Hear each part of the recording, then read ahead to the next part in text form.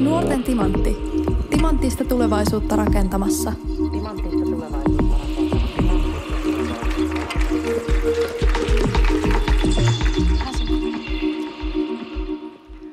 Moi ja tervetuloa seuraamaan Nuorten timanttista tulevaisuutta rakentamassa tapahtumaa. Mä oon Pauliina. Moi, mä oon Fia. Mun nimi on Hilda. Ja mä oon Muhas, moi. Me 4 toimitaan tämän tapahtuman juonteina. Nuorten timantti on lasten oikeusjärjestön Plan International Suomen vuosittainen tapahtuma, jossa keskustellaan ajankohtaisista aiheista. Tapahtumaan osallistuu yläkoulun ja toisen asteen luokkia ympäri Suomea. Tapahtumaa voi seurata livenä ja siihen voi palata myöhemmin tallenteelta. Meille on ilmoittautunut ihan upea joukko kouluja eri puolilta Suomea. Luokissa ja täällä tiivistämöllä on tänään yhteensä 1362 nuorta. Ja tässä me nähdään, että miltä kaikilta paikkakunnilta on katsojia mukana.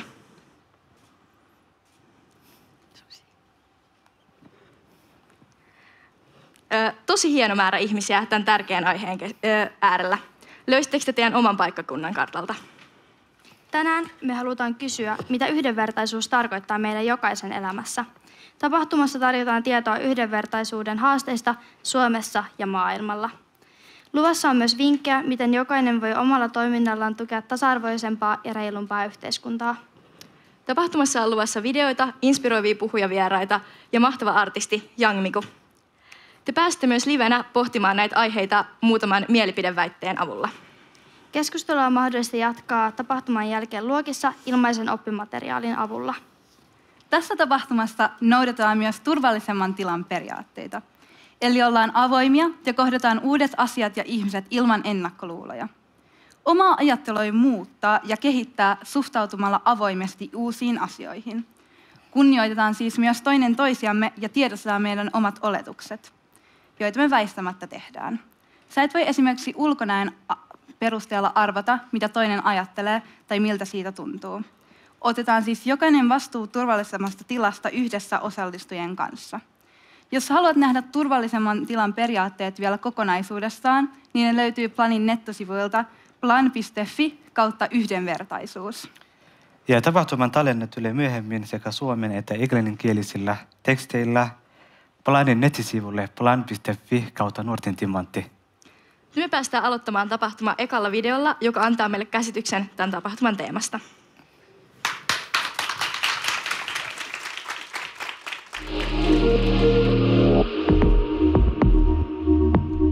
Yhdenvertaisuus.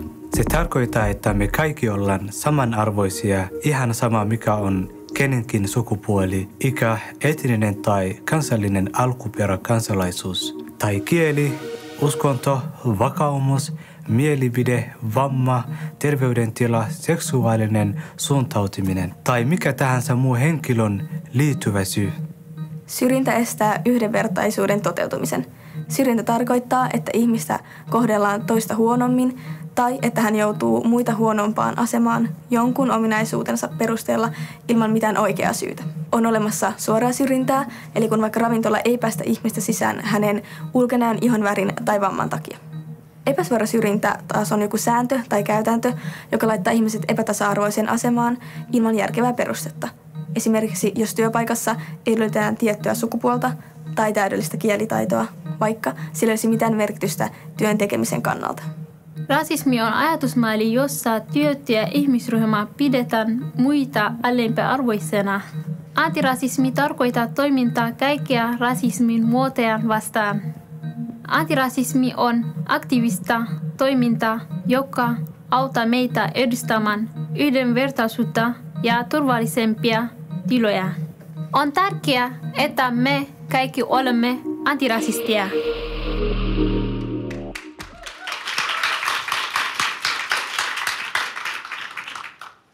Videolta me nähtiin, mitä yhdenvertaisuus, syrjintä ja antirasismi tarkoittaa. Antirasismiin kuuluu oleellisesti myös intersektionaalisuus ja sen huomioiminen. Se tarkoittaa, että meidän pitää huomioida kaikki risteävät tekijät, jotka vaikuttaa ihmisen elämään yhtäaikaisesti. Muhas kertoi videolla, että näitä tekijöitä voi olla esimerkiksi sukupuoli, ikä, etninen tausta tai vamma. On hyvä pitää mielessä, että esimerkiksi tyttö, joka kuuluu etniseen vähemmistöön ja seksuaalivähemmistöön, voi kokea monet eri asiat erillä tavalla kuin valkoinen seksuaalivähemmistöön kuuluva tyttö. Seuraavaksi me halutaan pysähtyä hetkeksi miettimään, että minkälaisia yhdenvertaisuuden haasteita esiintyy Suomessa. Me ollaan kerätty pari lyhyttä tarinaa, jotka kuvaavat syrjinnän muotoja Suomessa. Tarinat havainnollistaa, miten syrjintä voi vaikuttaa nuoren arkeen ja hyvinvointiin.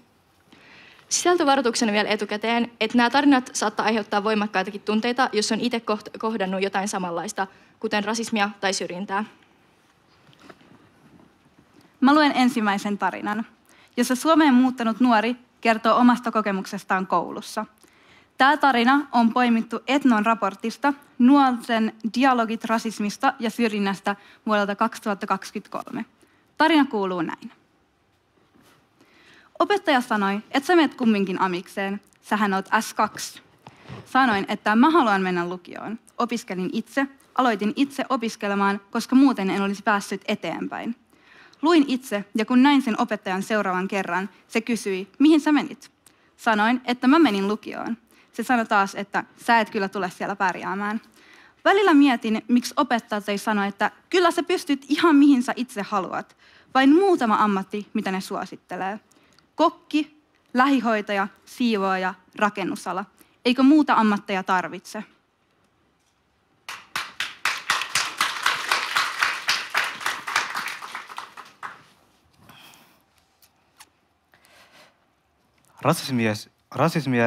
Syrjintä ja rasismi vaikuttaa siihen, miten nuori näkee omat kykynsä ja tulevaisuutensa. Mä toivon, että meistä jokainen saa tukea, jonka avulla me päästään kohta omia unelmia. Se, miten me kohdataan muita ihmisiä, vaikuttaa heidän turvallisuuteen. Seuraavaksi mä luen yhden näkövammaisen nuoren tarinan. Tämän tarina löytyy myös videona yhdenvertaisuusvaltuutetun YouTuben kanavalta. Tarina kuuluu näin. Mun luokkakäverit oppi aika hyvin, kuin kauas mä näin. Sitten ne saattoi välitunnilla pysyä parin metrin päässä, että mä en erottanut niitä ja löytänyt heitä pihalta. Ratikassa, jos etsin vapaata paikkaa ja kysyn ääneen, että anteeksi, missä täällä olisi tila. Ja näen, että paikalla on ihmisiä, ei kukaan silti vastaa. Sitten yritän mennä etsimään vapaita paikkoja ja joudun tunnistelemaan ihmisten polvia. Mä toivon, että ihmiset kohdataan yksilöinä. Esimerkiksi mä olen sokea, mutta se sokeus ei muuten määrittele mua ihmisenä. Tässä oli 2 tärkeää esimerkkiä syrjinnästä. Kiitos paljon, kun kuuntelette.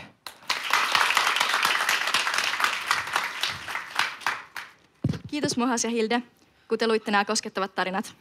Yksi Planin nuori on sanonut tosi hyvin, että syrjintä ja rasismi rikkoo aina ihmisen sydämen. Meidän kaikkien on suojeltava toistemme sydämiä. Tosi hyvin sanottu. Seuraavaksi me päästään kuulemaan lisää Suomen yhdenvertaisuuden tilasta yhdenvertaisuusvaltuutetun asiantuntija Mervi Maijoselta. Tervetuloa Mervi.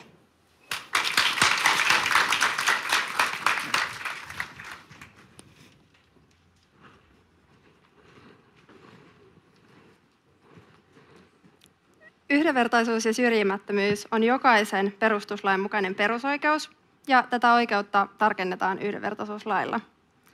Näiden lakien mukaan ketään ei saa syrjiä esimerkiksi sukupuolen, iän, alkuperän, kielen, uskonnon, mielipiteen, vammaisuuden tai seksuaalisen suuntautumisen perusteella. Ja myös syrjiviä rakenteita täytyy korjata ja poistaa. Yhdenvertaisuuden edistämiseksi tehdään koko ajan kovasti töitä, mutta tutkimusten ja yhdenvertaisuusvaltuutetun saamien yhteydenottojen perusteella syrjintää tapahtuu edelleen paljon jokaisella elämänalueella. Nämä äsken kuullut tarinat on surullisia esimerkkejä siitä, millä tavalla syrjintä ilmenee. Syrjintä voi olla tahallista, mutta myös alitajuiset, sisäistetyt syrjivät asenteet voivat vaikuttaa esimerkiksi siihen, miten opettaja arvioi eri taustaisten opiskelijoiden suorituksia, millaisia jatko-opintoja opinto-ohjaaja suosittelee ja millaisia työntekijöitä yritykset palkkaavat. kyse voi olla syrjinnästä, vaikkei se olisi tahallista. Syrjintä ilmenee monenlaisilla tavoilla ja sitä voi olla sellainen ilmeisen erilainen kohtelu tai vaikka häirintä tai kiusaaminen esimerkiksi vammaisuuden, etnisen alkuperän tai seksuaalisen suuntautumisen perusteella, mutta myös sellainen näennäisesti yhdenvertainen rakenne tai käytäntö, joka kuitenkin asettaa jonkun henkilön muita huonompaan asemaan, esimerkiksi esteelliset tilat.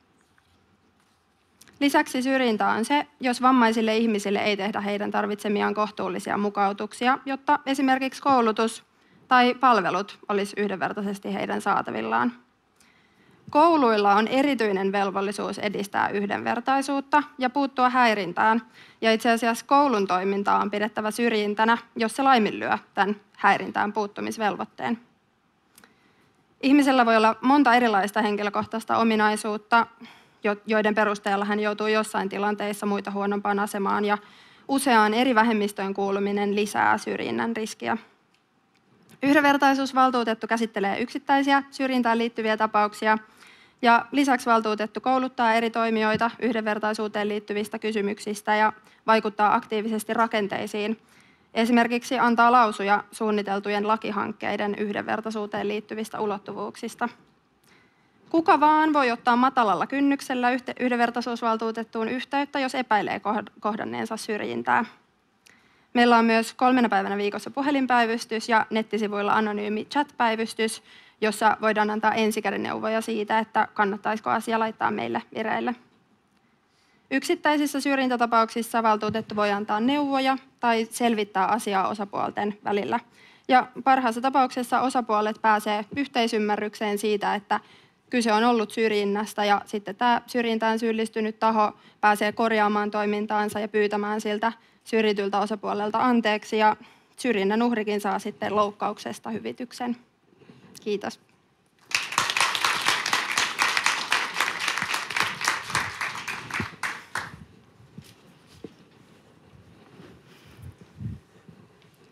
Kiitos Mervi tästä sun tärkeästä puheenvuorosta. Se oli tosi oivaltava. Sä havainnollistit meille tosi hyvin yhdenvertaisuuden tilaa Suomessa. Seuraavaksi olisi mielenkiintoista nähdä, että minkälaisia ajatuksia yleisöllä herää tästä aiheesta. Mä pyydän teitä äänestämään, ootteko te samaa vai eri mieltä seuraavan väitteen kanssa. Meidän live-yleisölle on jaettu punaisia ja vihreitä lappuja. Punainen lappu tarkoittaa sitä, että on eri mieltä väitteen kanssa. Vihreä lappu taas puolestaan tarkoittaa sitä, että on samaa mieltä väitteen kanssa. Striimin takana voitte tehdä saman äänestyksen osoittamalla peukulla ylös tai alas tai pudistamalla tai nyökkäämällä päätä. Ensimmäinen väite on, olen kohdannut tai nähnyt syrjintää. Jos olet kohdannut tai nähnyt syrjintää, nosta vihreä. Jos et ole, nosta punainen. Suurin osa näyttävän vihreätä lappua. Mä haluaisin kysyä Mervi sulta, millaisia syrjinnän muotoja me yleensä huomataan ja toisaalta ei huomata ympärillämme? No, me ehkä huomataan helpoiten sellainen niin kuin ilmeinen huonompi kohtelu jonkun henkilöön liittyvän ominaisuuden perusteella, mutta sitten ehkä sellaiset niin kuin rakenteet tai käytännöt, jotka asettaa jonkun niin kuin tosiasiallisesti huonompaan asemaan, niin ne jää ehkä huomaamatta ja sitten ehkä sellaiset syrjivät stereotypiatkin saattaa mennä helposti ohi. Okei. Kiitos Jaka, että jaoit tämän meidän kanssamme. Millaiset asiat voi vaikuttaa siihen, että me ei huomata kaikkea syrjintää? No, ihmiseltä jää helposti huomaamatta sellainen syrjintä, joka ei kohdistu itseen. Että niin kuin oma etuoikeutettu asema tai ihan sisäistetyt niin kuin olettamat voi vaikuttaa siihen, että huomaako joissain asioissa ongelmallisuutta vai ei. Et sen takia koen, että on tosi tärkeää kuunnella niitä, jotka kertoo kohtaamastaan syrjinnästä ja oppia siitä, että millaista syrjintää meidän yhteiskunnassa on. Joo, toi on tosi tärkeää huomata ne omat etuoikeudet ja kuunnella näitä syrjittyjä. Miten sun mielestä voitaisiin vähentää näitä haitallisia ennakkoluuloja, jotka vaikuttaa syrjintään? No, mun mielestä on tosi tärkeää, että meillä niin kuin kaikki ihmiset henkilökohtaisista ominaisuuksistaan riippumatta on samoissa ympäristöissä ja tämä sitten auttaa siihen, että ehkä erilaisuutta ei pidetä niin outona. Ja sitten tietysti se, että jos itse kohtaa jonkun puheessa tai huomaa jonkun puheessa jotain niin kuin, ennakko-oletuksia tai jotain syrjiviä asenteita, niin sitten voi avata suun ja kyseenalaistaa, että voisiko tätä asiaa ajatella jotenkin toisella tavalla. Joo, ne on tosi hyviä keinoja. Sitten olisi toinen kysymys yleisölle. Mä pyydän taas teitä vastaamaan, ootteko te samaa vai eri mieltä? Väite on, yhdenvertaisuudesta ja syrjinnästä puhutaan tarpeeksi koulussa.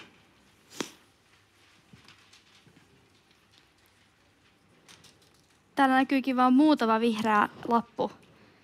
Me kuultiin aiemmin tarinoista, että kouluissa syrjintä näkyy esimerkiksi ulkopuolelle jäämisenä. Toisaalta joskus myös koulun henkilökunta saattaa syrjää oppilaita esimerkiksi ihonvärin, vamman tai taustan perusteella. Mä haluaisin kysyä sulta, miksi syrjintään on aina tärkeää puuttua? No, syrjinnän kokemukset voi olla tosi traumatisoivia ja toiseuttavia ja se syrjinnän vaikutus ulottuu niin kuin siitä yksittäisestä syrjinnän uhrista myös laajemmalle ja vähentää luottamusta yhteiskuntaan ja viranomaisiin. Ja se, että me puututaan syrjintään, niin me osoitetaan, että meillä ei yhteiskunnassa hyväksytä syrjintää ja samalla me osoitetaan myös syrjinnän uhreille, että kannattaa ilmoittaa siitä syrjinnästä, että sitten jotain tapahtuu, että kouluilla on velvollisuus siihen syrjintään myös puuttua, jos sitä kouluympäristössä tapahtuu. Okei, kiitos vastauksesta. Minkä vinkin sä antaisit nuorelle, joka kokee tai näkee syrjintää koulussa? No jos vaikka itse kokee syrjintää, niin siitä on tosi tärkeää kertoa jollekin siinä koulun luotettavalle aikuiselle, että kuten sanoin, niin siihen koulun täytyy puuttua. Oli se sitten joku toinen oppilas tai sitten henkilökuntaan kuuluva henkilö, joka siihen syrjintään tai häirintään on syyllistynyt. Ja sitten taas, jos näkee syrjintää tapahtuvan muulle, niin sit voi mennä sen syrjinnän uhrin tueksi ja toki kertoa silloinkin jollekin aikuiselle siitä tilanteesta. Ja myös yhdenvertaisuusvaltuutettuun voi tosiaan olla yhteydessä, jos kohtaa syrjintää. Joo, jos palataan vielä siihen koulumaailmaan, niin mitä sä ajattelet siitä, että mikä on kouluhenkilökunnan ja mikä taas oppilaiden niin kuin vastuu tässä syrjinnän ehkäisemisessä? No, kouluilla on tosi tärkeä merkitys yhdenvertaisuuden edistämisessä, koska koulu on kuitenkin lapsille ja nuorille, monille lapsille ja nuorille se tärkein sosiaalinen ympäristö arjessa. Ja kouluilla on velvollisuus edistää yhdenvertaisuutta ja koulujen täytyy esimerkiksi tehdä yhdenvertaisuussuunnitelmat. Ja näitä suunnitelmia tehdessä on tärkeää, että se koko kouluyhteisö osallistetaan siihen ja myös opiskelijat ja oppilaat pääsee osaksi sen arvioimista, että mikä on se yhdenvertaisuuden tilanne sillä hetkellä, että sitten suunnittelemaan niitä toimenpiteitä, että millä sitä yhdenvertaisuutta voisi parantaa. Ja ehkä kiinnostaisikin jossain kysyä yleisöltä näyttämään lappua, että ootteko kuullut oman koulun yhdenvertaisuussuunnitelmasta? Aika harvaan kuullut, että on ehkä viesti nyt kouluille, että se suunnittelu pitäisi tuoda nyt sinne koulujen arkipäivään ja ottaa ne oppilaat mukaan siihen suunnitteluun. Joo, ja toi on just tärkeää, että sen pitäisi näkyä kaikille. Kyllä. No, me ollaan puhuttu aika paljon haasteista yhdenvertaisuudessa nyt, mutta onko jotain juttuja, mistä sä oot niin kun ylpeä ja onnellinen Suomen yhdenvertaisuustilanteessa? Toi on tosi hyvä kysymys, koska meilläkin töissä aika helposti keskitytään niihin ongelmiin ja niiden korjaamiseen, mutta tietysti on tosi tärkeää välillä pysähtyä miettimään, että mikä on hyvin. Ainakin mä oon tyytyväinen siihen, että meillä ymmärretään esimerkiksi vammaisten henkilöiden oikeudet nykyään aika paljon paremmin kuin joskus aiemmin. Ja sitten esimerkiksi saamelaislapsille on tarjolla varhaiskasvatusta ja koulutusta omalla äidinkielellään kotiseutualueella. Ja sitten myös on tosi tärkeää, että se niin kuin meidän koulujärjestelmä on kaikille yhteinen ja kaikki opiskelee niin kuin samoissa kouluissa ja samaa opetussuunnitelmaa. Et periaatteessa sillä, että missä koulussa on opiskellut, niin ei pitäisi olla niin kuin merkitystä siinä, että mitkä on mahdollisuudet. Mutta tietysti täytyy aina muistaa, että nämä saavutetut edistysaskeleet, mitä meillä jo on, niin ei ole itsestäänselvyyksiä, että kaikkien saavutettujenkin yhdenvertaisuuden edistysaskeleiden eteen täytyy koko aika nähdä kovasti vaivaa. Okei, kiitos paljon Mervi. Kiitos.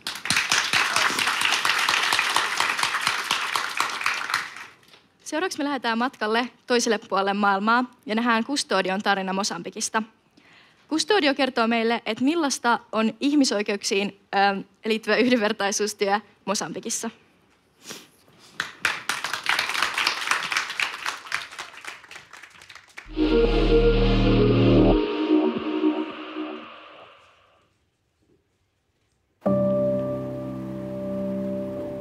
Exato. Com meus 13 anos, eu estava em Amani. Eu conheci um amigo meu que tivemos mais brincadeiras e tal. E a partir dali eu tive alguns sentimentos por ele, desenvolvi uns sentimentos e procurei saber mais sobre esses sentimentos, o que seriam, o que identificavam-me para mim. Mas, infelizmente, eu não consegui ter nenhuma informação acerca disso. Eu não tinha telemóvel, nenhum amigo meu que podia dar informação sobre. E, infelizmente, eu senti-me sozinho. Não pude compartilhar sentimentos com ninguém, com medo de ter uma rejeição parte fora, por ali em diante. Ainda no internato, eu procurei ajuda, mas infelizmente não pude ter alguma ajuda. Então, pelos conhecimentos que eu tive sobre a homossexualidade, eu acabei indo à igreja porque eu achava que era algum espírito mau que eu tinha. Tive lá algumas pregações, algumas orações que eu fiz, jejuns por ali em diante, mas infelizmente nada disso resolveu-me e acabei seguindo a vida, procurando mais informações sobre a comunidade LGBT. Bom, na busca pela ajuda, conheci um agente comunitário que era da Lambda. Ele me abrigou na Lambda, onde deu-me algumas explicações sobre a comunidade LGBT, o que era a orientação sexual, sobre o gênero, entre outros temas, e que me ajudaram a entender-me e a saber que não era só eu sozinho que existia dentro da sociedade, existiam tantos outros que ainda também continuava com esses problemas e que eu tinha um pequeno trabalho, como sendo alguém da comunidade LGBT que também passei por algumas situações e que sei que alguns também passam. Eu tinha também o objetivo de trazer a informação para essas pessoas.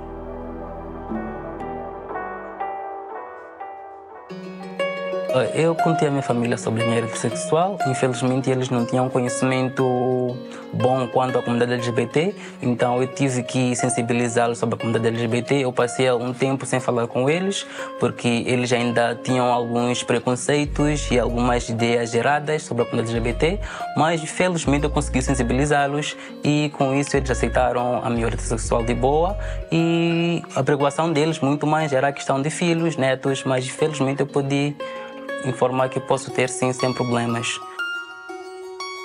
Bom, mesmo sabendo que isso aceito dentro da minha família, eu tenho conhecimento de alguns casos de pessoas que foram expulsas e alguns que foram submetidos a alguns tratamentos não legais, como curandeiros por ali em diante, e alguns quando vão às unidades sanitárias, que é um local que deveria ser de acolhimento, chegam a sofrer preconceito por provedor de saúde, por não terem conhecimento ou por não aceitarem aquilo que as pessoas são.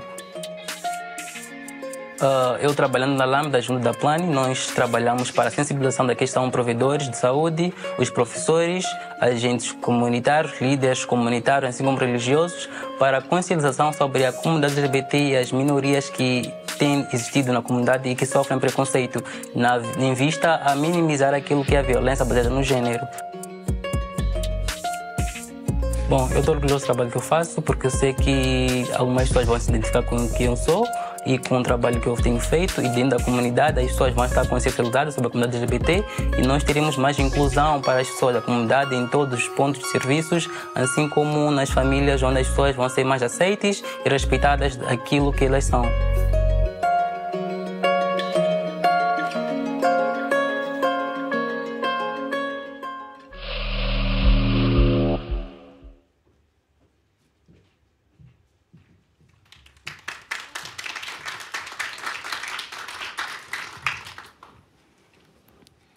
Olipas mielenkiintoinen video ja avartavaa kuulla tämä Custodian tarina Mosambikista. Jatketaan seuraavaksi tämän videon teeman parissa kysymällä pari kysymystä Planin asiantuntijalta. Tervetuloa lavalle Planin ohjelmatyön päällikkö Eeva Ervamaa.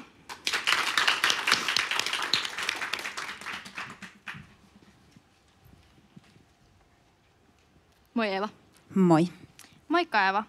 Haluaisin kysyä sulta, kuinka yleisiä Custodian kuvailemat sukupuoli- ja seksuaalivähemmistöihin liittyvät asenteet ovat Mosambikissa? No kyllä ne on yleisiä. Voisi ajatella, että Custodio on myös ollut aika onnekas. Hän kertoi tuossa videolla, että hänen perheensä on pystynyt muuttamaan omia asenteita. Ja sitä kautta niin kuin hän on tullut hyväksytyksi omana itsenään. Mosambikissa on aika paljon hyvää lainsäädäntöä Afrikan mittakaavassa sateenkaarioikeuksiin liittyen.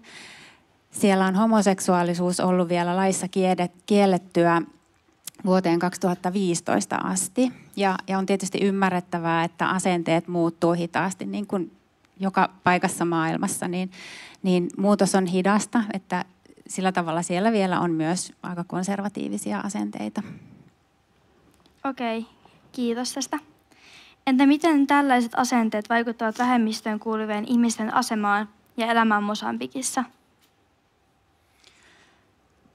No, nuorilla ja ylipäänsä vähemmistöön kuuluvilla ihmisillä on varmasti niin kuin, he ei välttämättä uskalla olla omia itseään täysin jokaisessa tilanteessa ja ympäristössä, ja tietysti siihen liittyy myös kiusaamista, eli he saattaa joutua kiusatuksi. Ja sitten toisaalta, niin kuin Custodiokin tuossa videolla kertoi, niin voi olla nuorten esimerkiksi haastavaa hakeutua seksuaali- ja lisääntymisterveyspalveluiden piiriin, esimerkiksi terveyskeskuksiin. Voi olla pelkoa syrjimisestä tai sitten ne terveyspalvelut ei välttämättä ole laadukkaita, ei ehkä osaa ottaa huomioon sateenkaarinuorten erityisiä tilanteita. Sitten ehkä vielä tulee mieleen työelämä, että työelämässä voi myös kohdata syrjintää ja saattaa olla sellaisia asenteita, joiden takia sitten voi olla niin kuin vaikeampi löytää töitä. Joo, selvästikin tosi monenlaisia erilaisia vaikutuksia. Osaatko verrata, että minkälaisia yhtäläisyyksiä ja eroja Suomen ja Mosambikin yhdenvertaisuustilanteissa on? No mä luulen, että... Joo. Niin, ja erityisesti seksuaalivähemmistöjen asemassa. Joo, kyllä.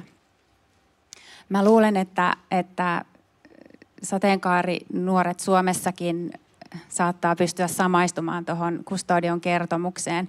Meillä on Suomessa myös hyvin vahvoja normeja, jotka liittyy seksuaalisuuteen ja sukupuoleen, ja niihin liittyy asenteita. Ja toisaalta myös Suomessa nuoret saattaa kohdata syrjintää tähän liittyen.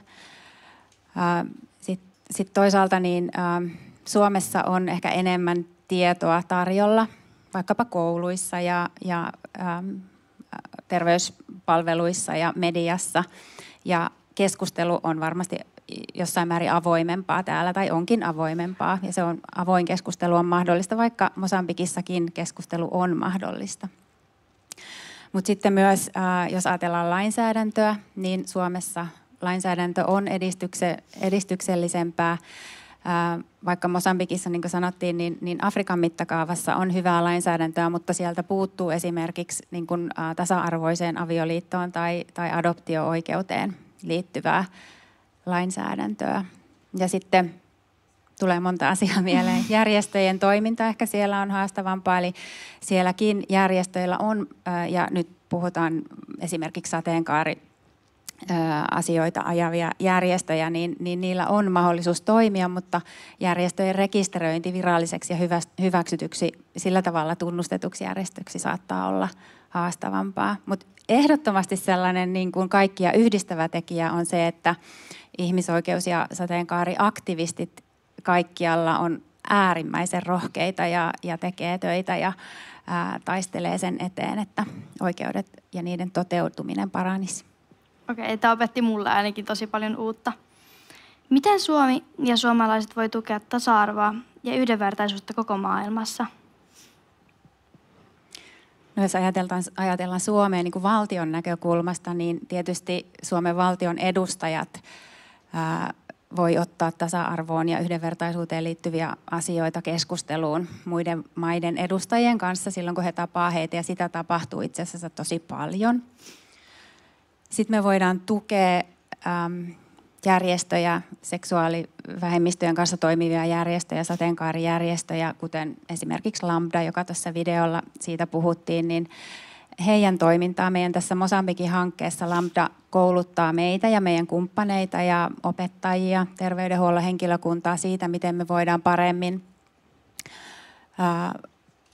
paremmin ottaa huomioon tasa-arvo- ja yhdenvertaisuusasioita meidän työssä.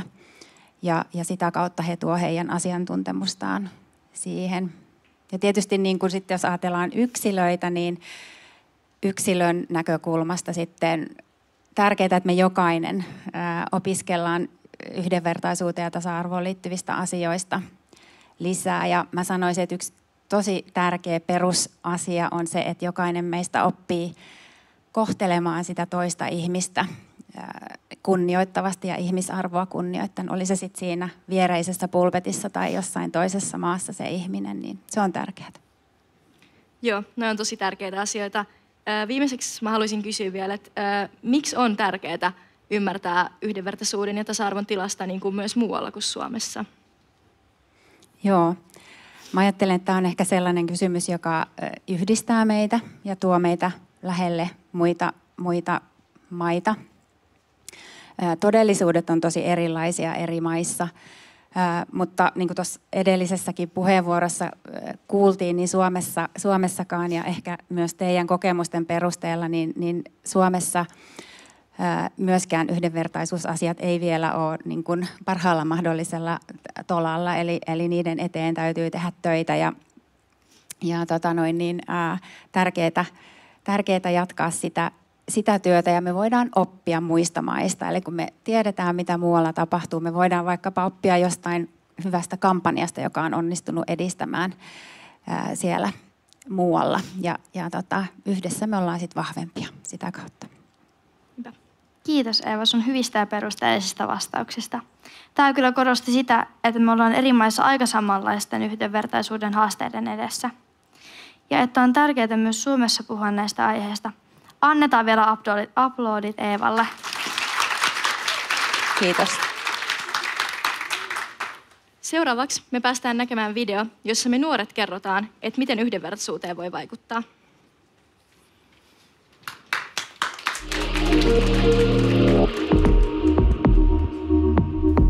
Anteeksi, mitä yhdenvertaisuus sulle tarkoittaa? Yhdenvertaisuus? No varmaan sitä, että kaikkia kohdellaan tasa-arvoisesti. Varmaan sitä, että kaikilla on hyväksytty olo. No mulle tärkeintä on, että mä oon kaikille ystävällinen ja kohtaan kaikki samalla tavalla. Mitä sä teet yhdenvertaisuuden eteen? Mä mietin, että minkälaista puhetta ja keskustelua mä hyväksyn.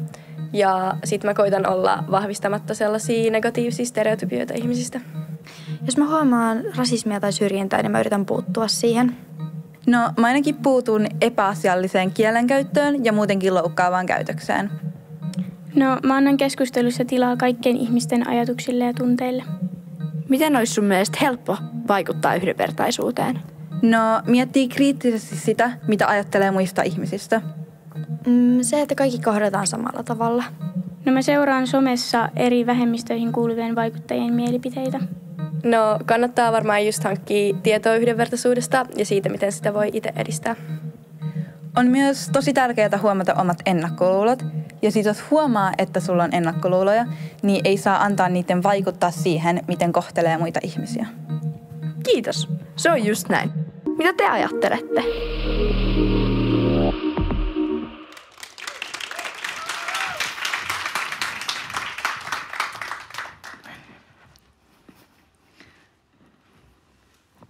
Olipas kyllä tosi mielenkiintoinen video. Nyt me saadaan lavalle vielä meidän 2 viimeistä puhujaa. Tässä viimeisessä osiossa me keskitytään erityisesti siihen, mitä just me voidaan tehdä yhdenvertaisuuden eteen. Lämpimästi tervetuloa saamelaisaktivisti Yang Miku eli Mihkulaiti sekä uiguriaktivisti Pasilaiti Simayang.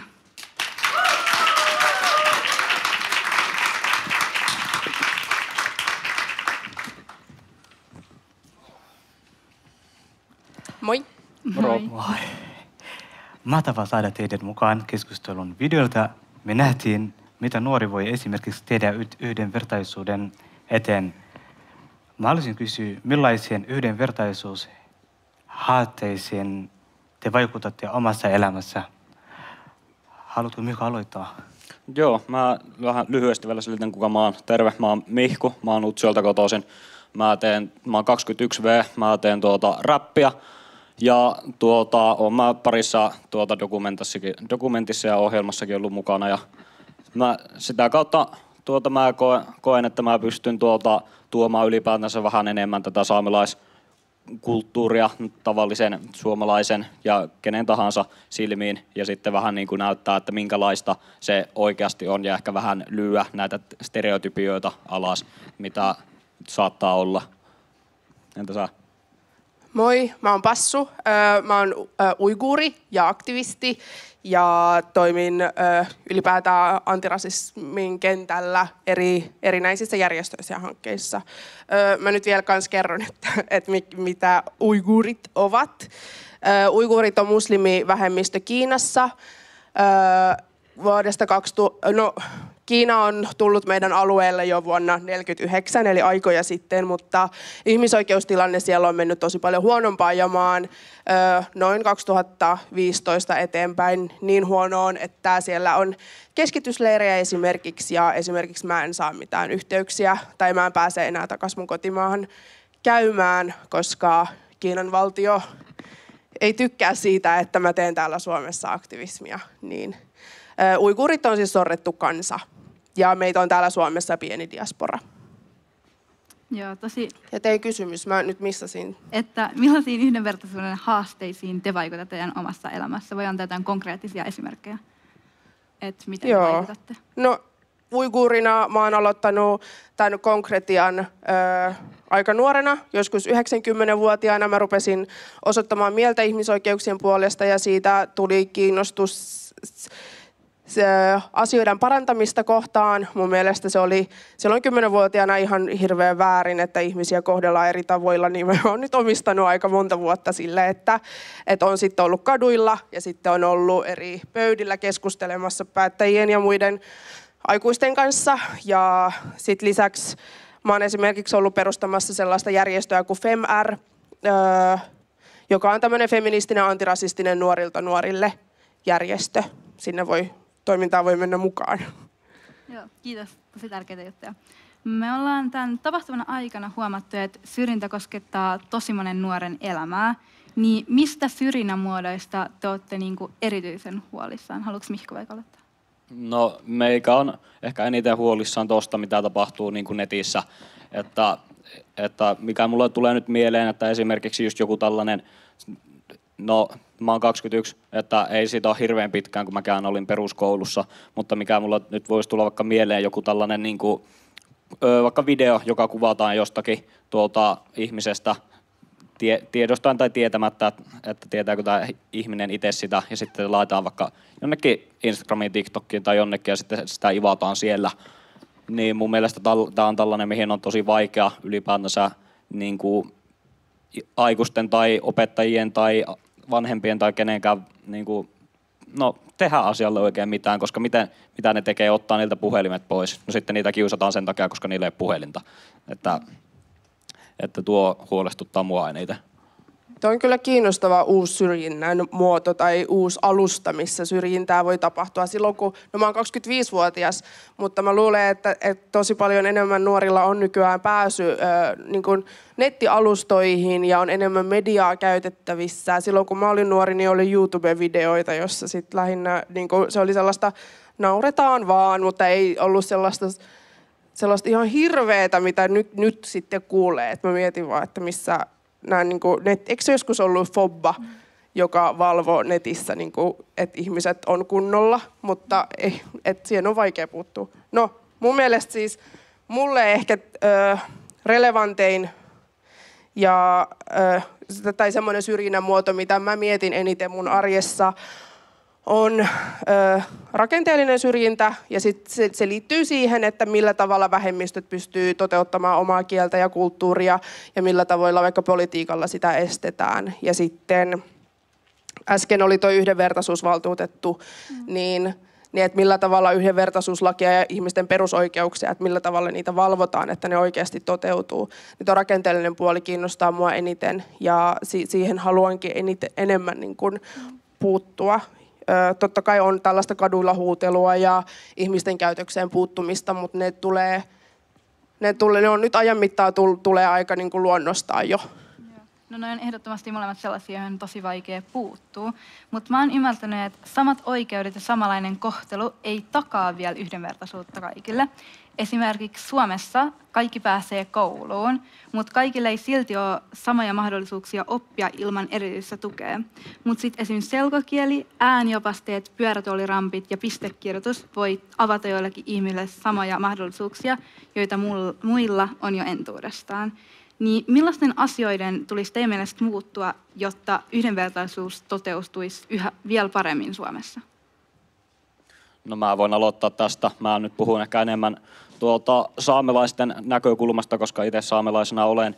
Niin mun mielestä ylipäätänsä tällainen yleinen tietämys vähemmistöistä ja siis tällainen, että mitä siihen kulttuuriin kuuluu, minkälaisia ihmisiä ne on, että mä en tiedä, kuinka paljon te tiedätte saamelaisista, mutta mä voin taata, että aika monelle tämä saattaa olla eka kerta, kun te kuulette, tai varsinkaan, että joku keskustelee tästä asiasta. Ehkä näette ekaa kertaa NS-saamelaisen. Teillä saattaa olla joillakin ehkä tällainen joku stereotypia päässä, että täältä nyt tulee joku Lapin puku päällä. Ehkä se osaa suomea, ehkä ei. Ainoa asia, mitä saatatte tietää saamelaisista, on Hyvää joulua saameksi video. Että tuskin, siis ylipäätänsä tällainen tietoisuus siitä, että minkälaista porukkaa maailmassa, Suomessa on, että saamelaisetkin on Euroopan ainoa alkuperäiskansa. Ja siitä, niin kuin, mikä mulla tulee mieleen, että se on mun mielestä vähän naurettavaa, kuin vähän meistä ylipäätänsä tiedetään, että tämä saattaa olla joillekin, siis ei välttämättä teille, mutta jollekin, vaikka täällä Helsingissäkin aivan tällainen absurdi niin kuin nähdä, että tänne tulee joku Niken Air Forcet jalassa, että mitä niilläkö on tollaisia kenkiäkin siellä. Niin, toi aika paljon hyvin avaa sitä, että millä tavalla Suomen omista vähemmistöistä puhutaan ja millä tavalla niihin asennoidutaan suomalaisessa yhteiskunnassa. Mutta mä haluaisin nyt käyttää hyväksi tätä lappusysteemiä ja kysyä, että kuinka monta, mua kiinnostaa vaan, että te olette varmaan kaikki peruskoulussa tai tokalla asteella, mutta miten monille on koulussa kerrottu saamelaisista tai saamelaisten oikeuksista tai siitä, että missä kohtaa saamelaiset on aika 50-50. Kiinnostavaa. No meille ei kyllä kauheana puhuttu saamelaisista. Että Suomen historian tunneilla ei vaikka puhuttu siitä, että millä tavalla Suomi kohteli saamelaisia ja millä tavalla vaikka kieli- ja kulttuurioikeuksia riistettiin väkivallalla ja sen uhalla ja pelolla, niin tämä on ihan kiinnostavaa, että mä mietin vaan, että milloin saamelaiset rupeaa vaatimaan omaa tai jotenkin täyttä itsenäisyyttä ja erottautumista Suomesta, mutta se on ehkä vähän sitten. No ainakin tuolla räppipuolella, niin kuin Rovaniemellä on ollut tällainen juttu kuin Lappi itsenäiseksi, sellainen räppihomma, mutta mä en nyt siitä tiedä yhtään. Mä en ole oikein perillä siitä. Kiitos paljon. Me ollaan jo vähän puhuttu rasismista ja antirasismista. Olisi vielä mielenkiintoista kuulla, mitä antirasismi tarkoittaa teille? No antirasismi on ensisijaisesti tekoja ja nyt ollaan puhuttu paljon puuttumisesta ja kaverin käytökseen tai kun näkee syrjivää käytöstä, niin siihen puuttumisesta. Mun mielestä on hyvä myöskin puhua siitä, että rasismi on sortoa ja se ei, niin kuin siitä ei pääse mihinkään. Ja kun te mietitte, että mitä sorto tarkoittaa, niin se tulee ehkä mieleen niin kuin kansakuntien sortamista ja kansanmurhia ja tällaista, mutta rasismi on yksi sellainen, ja niin kuin syrjintä ja eriarvoistava käytös on yksi osa niitä meidän mielen kauhukuvia. Ja sorto tappaa, kun taas puuttuminen ja syrjivään käytökseen puuttuminen on ilmasta ja se ei ole hengenvaarallista. Niin mun mielestä siis se, että suhtautuu pelottomasti siihen, että hei, jos mä nyt menen sanoa tolle, että lopeta tollainen käytös, tai hei, toi sana ei ole ok, että tässä vaihtoehtoinen sana, niin se ei ole keneltäkään pois. Et suomen kielessä on tosi paljon sanoja itse asiassa, joita voi käyttää niin kuin vaikka slurrien sijaan. niin se on tuollaista aktiivista puuttumista ja omien asenteiden sellaista aktiivista tsekkaamista, että mistä omat mahdollisesti syrjivät ajatusmallit on. Mun mielestä kukaan ei ole vapaa täysin syrjinnästä, että kaikki tekee sitä enemmän tai vähemmän ja kaikki kokee sitä enemmän tai vähemmän. Niin ihan vaan sellaista rehellistä avoimuutta sille, että ihmisten kokemuksille. Ja siis myöskin sen muistaminen, että ystävällisyys on ilmasta ja kiltteys, että jotenkin muistaa katsoa kavereita sillä silmällä. Kiitos, tuo oli positiivistava vastaus ja me just yritetään täällä tapahtumassa tarjota nuorille ja lapsille niin kuin työkaluja torjua epäasiallista käytöstä ja puuttua siihen. Mutta ihan viimeiseksi mä haluaisin kysyä teiltä, että mikä on teidän mielestä tärkein ajatus syrjinnän kitkemisestä, joka kaikkien olisi hyvä muistaa tämän tapahtuman jälkeen? Mun oma tällainen mielipide ja vastaus tuohon on se, että se ei ole mitenkään cool syrjiä. Tai että jos tämä syrjintäkin yleensä johtaa siitä, että sillä kiusaajalla on joitakin omia ongelmia tai tällaisia huolia ja murheita, joita ei osaa käsitellä, ja sitten se puretaan muihin ihan vain sen takia, koska halutaan näyttää toinen vähän huonompana, että itse näyttää paremmalta. Että varsinkin, jos teistä joku on seurannut sellaista tyyppiä kuin Laippavika joskus YouTubesta, niin kattokaa sen uusi video Kiusaaja, se oli aika hyvä. Joo, mä en ole kuullut tuosta, niin pitää mennä katsomaan. Varmaan siis se, että pitää huolta itsestään ja muistaa olla armollinen itselle. Ja erityisesti jos on, niin kuin kuuluu BIPOC tämmöiseen universumiin, tai BIPOC on englanninkielinen lyhenne, joka on Black Indigenous Person of Color. Ja suomeksi on mustat, alkuperäiskansaan kuuluvat tai muutoin ei-valkoiset ihmiset. Niin jos on BIPOC-nuori, niin muistaa, että ei ole mitään syytä hävetä yhtään mitään, mitä on. Ja että kukaan ei anna sulle sitä tilaa tosta noin vaan että se tila pitää mennä ja ottaa. Kukaan ei kysy sun puolesta mitään kysymyksiä, vaan sun täytyy itse kysyä niitä. Nämä on ainakin asioita, mitkä on itse auttanut mua ottamaan enemmän tilaa ja käyttämään mun omaa ääntä. Koska on niin kuin tajunnut tässä suomalaisessa yhteiskunnassa aika toiseutettuna eläen sen, että tosiaan että ei kukaan vapaaehtoisesti omaa tilaa anna pois, että jokainen ottaa sen tilan itse. Okei, kiitos paljon. Nyt annetaan isot aplodit meidän vieraille. Oli tosi hyvää keskustelua.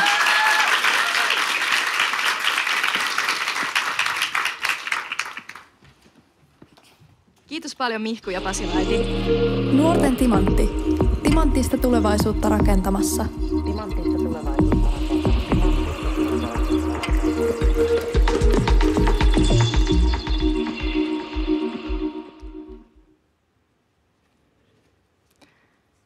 No niin. Kiitos paljon Mihku ja Pasilaiti. Me saatiin tosi hyviä vinkkejä yhdenvertaisuuden edistämiseen ja antirasistiseen toimintaan. Iso kiitos myös meidän kaikille muillekin vieraille. Tänään ollaan päästy kuulemaan teemoista tosi eri näkökulmista. Toivottavasti te olette yleisössä saaneet uutta tietoa ja inspiraatiota toimia teemojen eteen. Niinpä. Näitä keskusteluja kannattaa ehdottomasti jatkaa vielä tämän tapahtuman jälkeen. Kaikille tapahtumaan ilmoittautuneille kouluille on lähetetty oppimateriaali.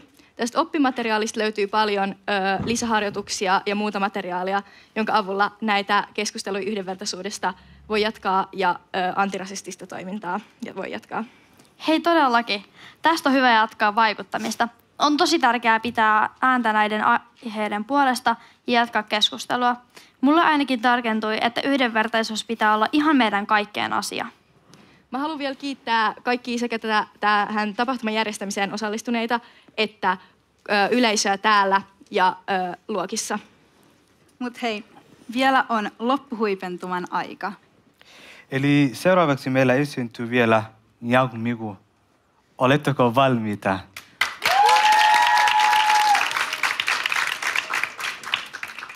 Kappaleiden sanoitukset löytyy myös suomenkielisiltä Nuorten Timantin nettisivuilta osoitteesta plan.fi/Nuorten Timantti. Ole hyvä, Yang Migu.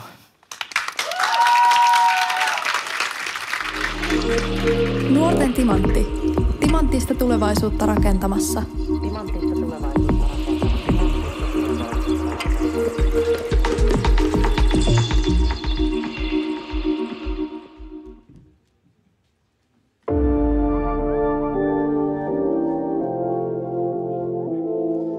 Mä olin tällä biisillä, mikä on Suohpan, niin mä olin sellaisessa kisassa kuin Talent Suomi vuonna 2021.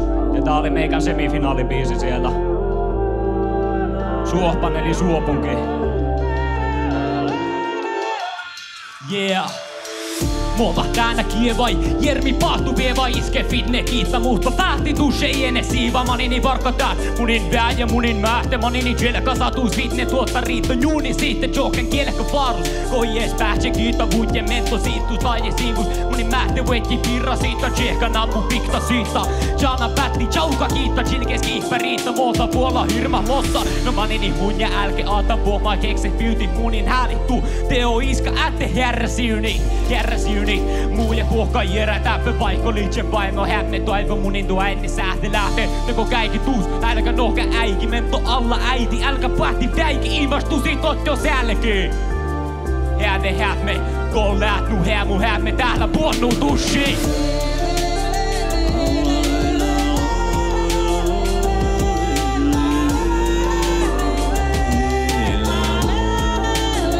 Ja nuo monna.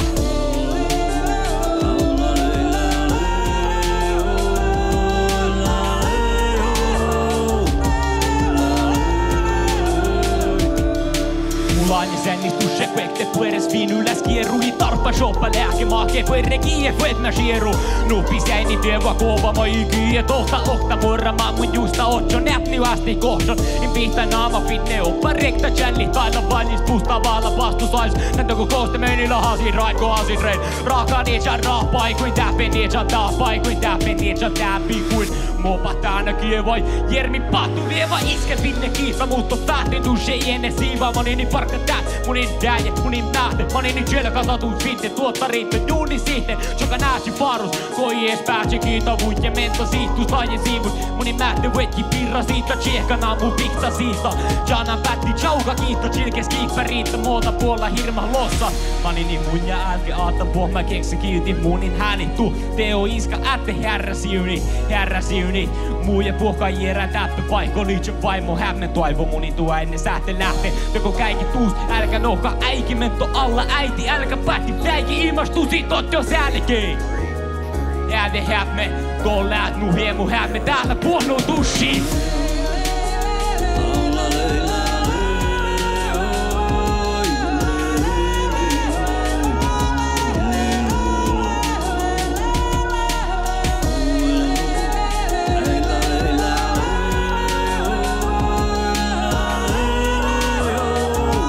Kerran vielä mennään kertseen.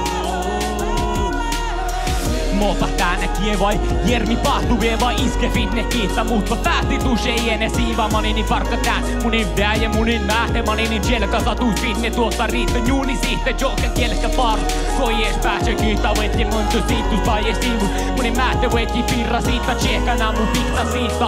Jana pätti chauka kiitta chilkes kiippä riitta muolta puola hirma lossa. Kiitos, kiitos.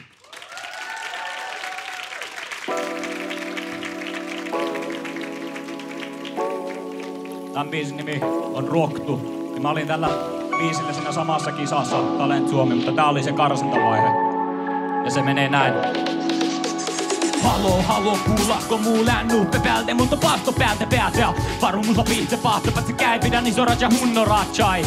Medemusla puerre miellä, säämikiellä, kollekilla rohtomiella. Jorahit, jorpalain päätä, jorkali, jorkaluusai, mikielas rähkisis. Ärvä duusai, mä en meillä tien vaan tjehkä duusai. Jälmillä tien vaan jalka tienun luota, jerre peseko tiimilossa kallesta allataan turista. Huusa piirreja, ete from kode kuoltaa siisha kuolla lasi. Kävi niin vaikka sikitä lasi saaji, mutta pakkako mii, no i. Sulla mä turtasha muulään, shamana, shamalla mamma tätä ei himastala himailava. Jäkin satasava, jäkin pakkasava, mutta meillä miettä, kuessi meille miettä. Kuola vielä lohtas, lehdetään sohtaas, missä siis, no sisälle viisä, please, killä hiilis. Ja killä viisi, rikki neite kietsua, kivemmestä pekka huvää. Turintua kaupunki kaskas nää shatan veke tuu määnä shate kiesä tämänkin revidihin mieridihin sihkarit on oppa mitita miedihin. Ahte miillä kosa kuelikin me nohtake reutu me nohtake pohsu röysi käänny alti kaikki me nohtake pohsu ruukiin melli hedi shotsa menee se neuli mieti kolmun peräs kuulahtan juus järramen. Vertikkeesi äänen lähtäni johjohkiin nakealla rohkia nuutohi. Näki kärmis västävälti jokin stereotyyppi jehki tyyppä olmui tuimii. Ja ohta vähin kuepti olmoke halmalahkas tästä perustimisella tumin päässä ton joon. Kehteke kullen no son se John rumpetta kullon no äikin nohka täällä. Tok ja tik.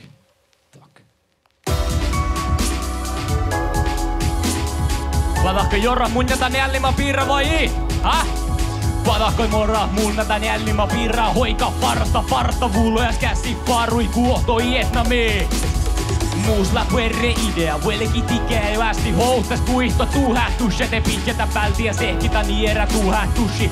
Moki jätä kärtää lääkonta tehtumi vailuva iio ailutat jätetän törväi jelkasi taiveen suomakin lienu päälu hiedikilli.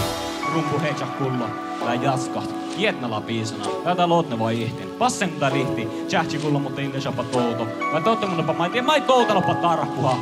Ättee kiitä säänin maitie, ättee kiitä mun pihto tarkkuusa. Vai pitäisikö mä suoraan alkaa puhumaan suomeksi? Kaikki ainakin ymmärtäis sanat muuttuu suoliksi. Yhtäkkiä jokainen tajuaa, mutta vaan mua just nyt eikä tota äskeistä 6 minuuttia. Mutta onko se loppujen lopuksi edes niin akuuttia tajuta?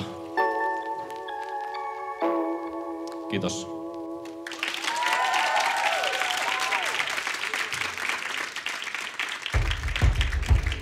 Tää biisi tulee nyt olemaan viimeinen tästä mun setistä. Ja fun fact, tää on ensimmäinen drum and bass biisi, mikä Suomen puolella on saamenkieliksi tehty. Ja mun mielestä drum and bassia ylipäätänsä edes Suomessa tehdä kauheasti. Ja tää on yksi tällainen vinkki, minkä mä annan, että jos te haluatte joskus tehdä jotakin, vaan sen takia, että se, ja niinku senkin takia, että sitä ei ole vaan tehty ennen, te pystytte siihen ja mä haluan, että te teette sen. Ja että siis tehkää ihan mitä haluatte, ikinä, se on mun vinkki teille. Mä oon Young Miku ja tässä on Hard Joy. Voi pirru mun loovan, josin totta, että päikki alte opa altake soka. Taas lihtää näypri västä teologani. Vaja pojanu uke itas mun slogani. Jo, mä teemohta yhkin makkus kuului tällään. No, kesama täälläkin joskus kuului vähän. Väli vaeltaa te matulla parka. Mulut ollaan mesta jo alta perintaakaan.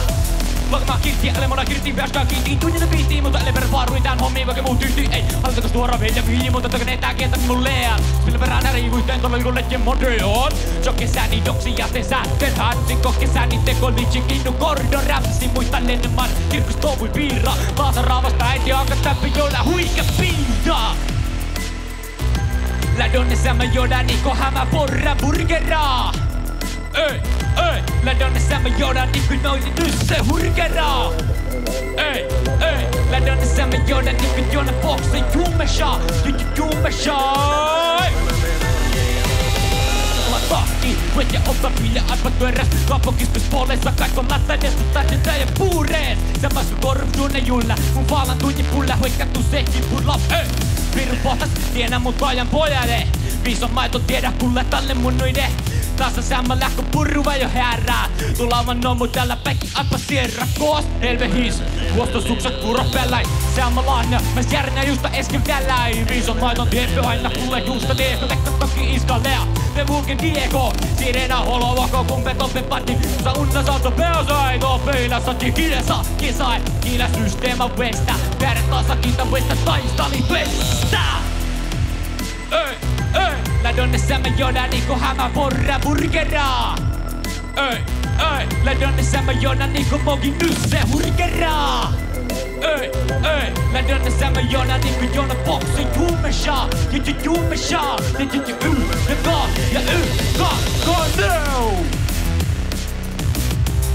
Tässä tuolta vaiheessa mä haluun kiittää teitä kaikkia. Haluun kiittää järjestäjiä.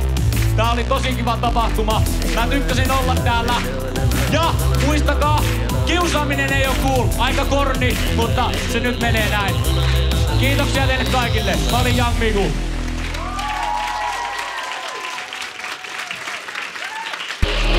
Thank you.